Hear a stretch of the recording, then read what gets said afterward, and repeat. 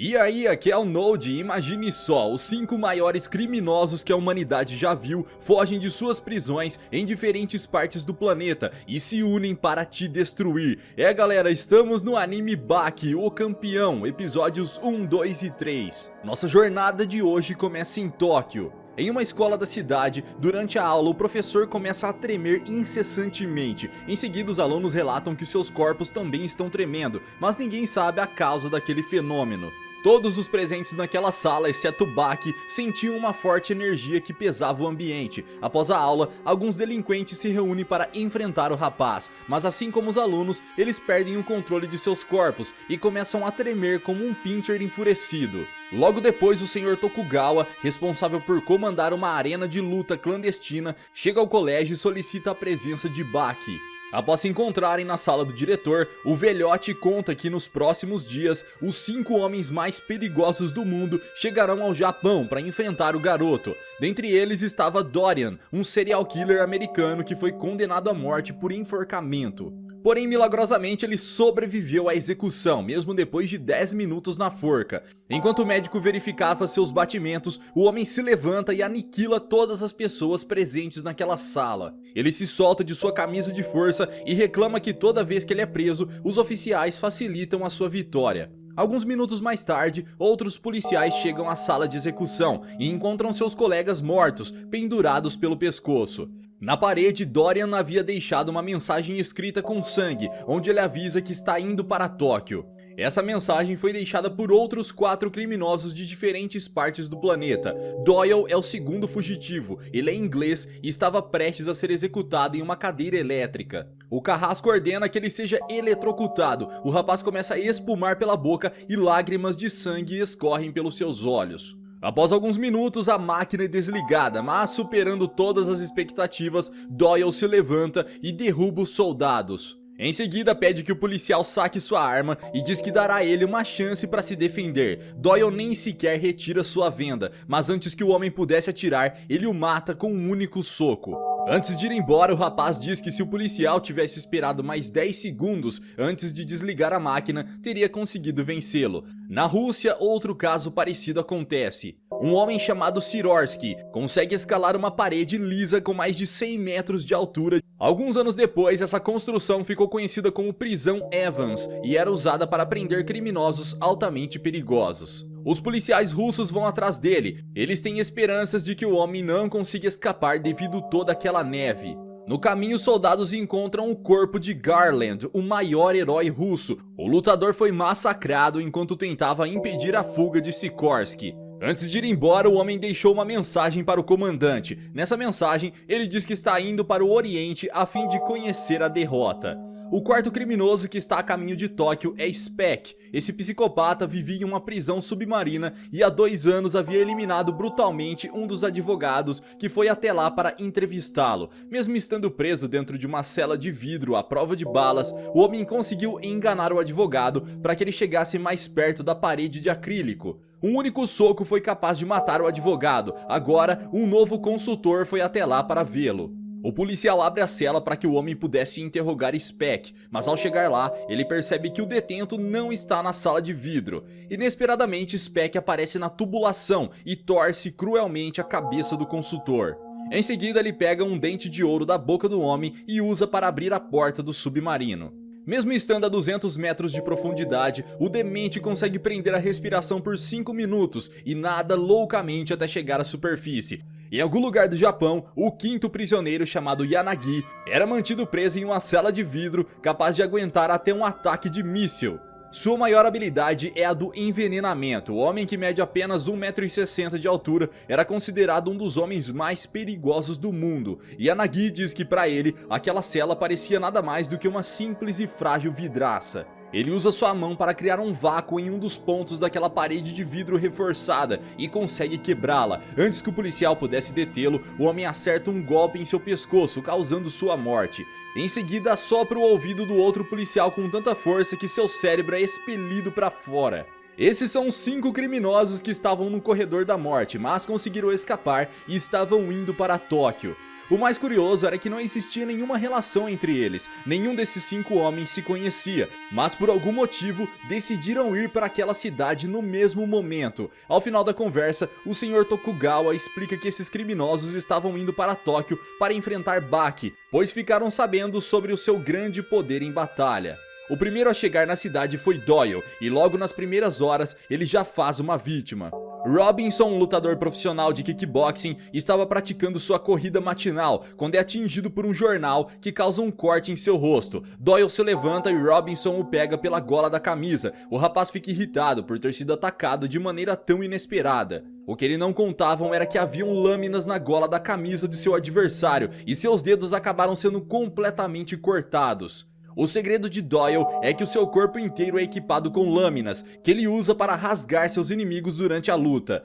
Com Robinson não é diferente, Doyle usa a lâmina de seu cotovelo para cortar a garganta do rapaz, ao melhor estilo Peaky Blinders. Enquanto isso, Baki recebe o convite do membro de uma gangue. Ele pede que o rapaz o siga e planeja levá-lo até seus superiores. Aqueles delinquentes se juntaram para dar uma surra em Baki, todos eles estavam armados e já prontos para o combate. Um deles saca uma faca e caminha em direção ao rapaz, mas antes que pudesse golpeá-lo, o homem sente uma força ameaçadora vinda dele.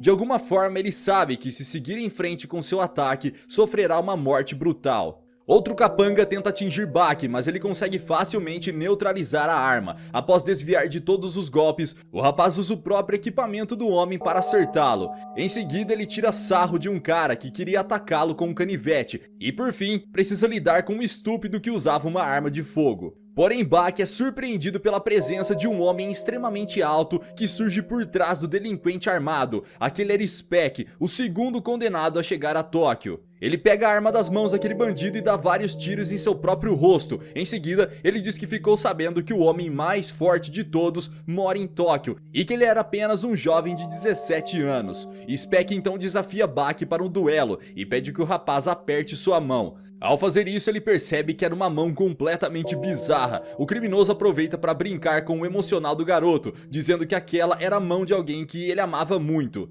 Baki fica transtornado e recebe vários golpes de Spec. O jovem mal consegue se mover. Enquanto isso, aquele psicopata demente continuava a pisotear o seu rosto até a polícia chegar.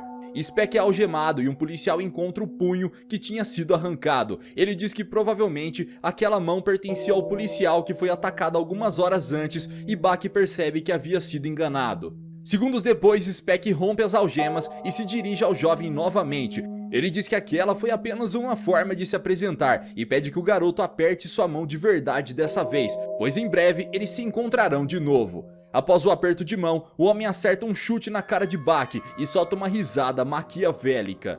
Do outro lado de Tóquio, Yujiro, pai de Baki, assiste ao noticiário e fica animado ao saber sobre os 5 criminosos mais perigosos do mundo que foram para o Japão. Esse homem é conhecido como o ser vivo mais forte do mundo. Ele possui força suficiente para destruir um exército inteiro apenas com as mãos. Já na delegacia, Spec estava feliz em sua cela. Segundo ele, aquele seria o seu hotel particular, já que a comida era quentinha e ele tinha um quarto privado.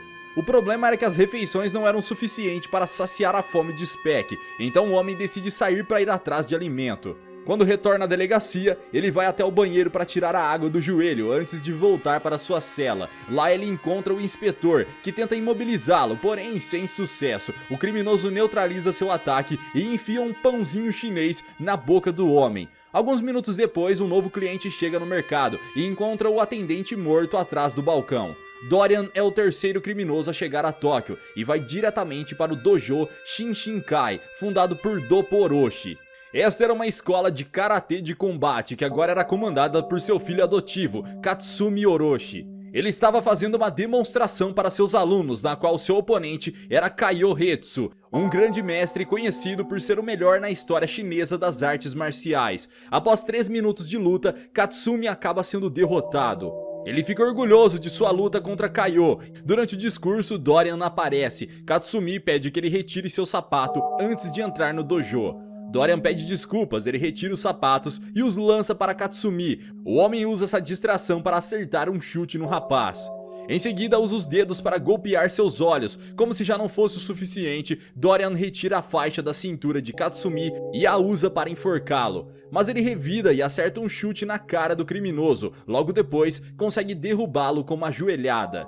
Mas Dorian joga sujo, ele pega um pedaço de madeira e lança no pescoço de Katsumi. O psicopata declara sua vitória e vai embora, porém Kaiô não permite que ele atravesse a porta. Ele quer se vingar daquele homem que havia ferido gravemente o seu amigo. Dorian retira um pelo de seu nariz e o lança nos olhos do chinês, porém o homem é rápido o suficiente para desviar e faz o primeiro ataque contra o seu adversário. Dorian reconhece que Kaiô é um bom lutador e conclui que lutar em território inimigo o traria desvantagem. Então ele derrama um pouco de sua bebida no chão e em seguida faz um lança-chamas com seu isqueiro.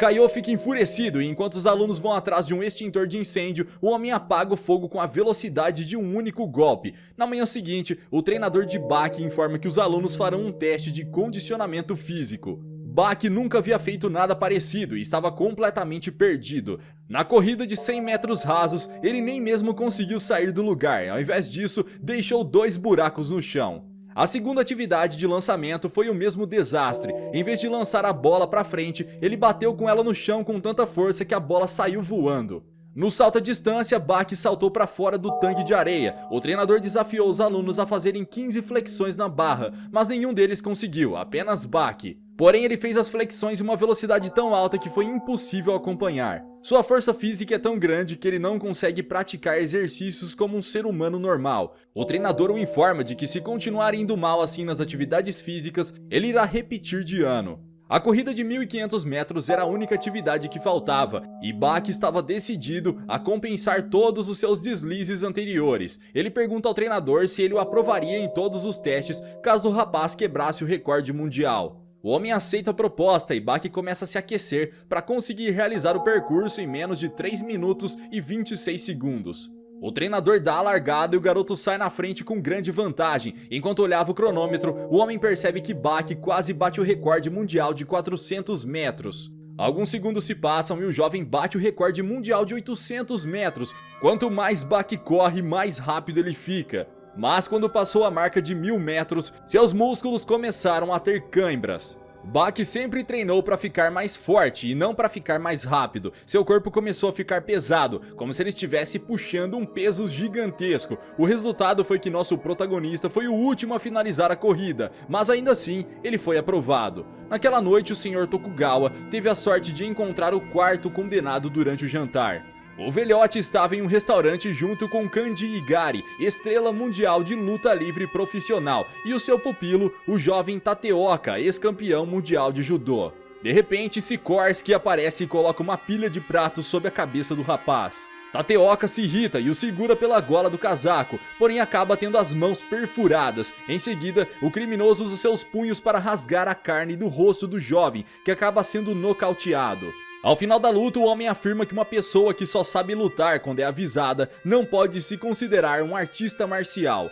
Do lado de fora do restaurante, Tateoka é levado para dentro de uma ambulância, enquanto Igari tenta vingá-lo. O homem dá um soco na cara de Sikorsky, mas ele desvia, colocando uma pedra para receber o golpe em seu lugar. Em seguida, o criminoso dá 2 socos em Igari e finaliza com um poderoso chute frontal duplo. Depois que o homem já foi nocauteado, ele usa os punhos para deixar a sua marca no rosto dele.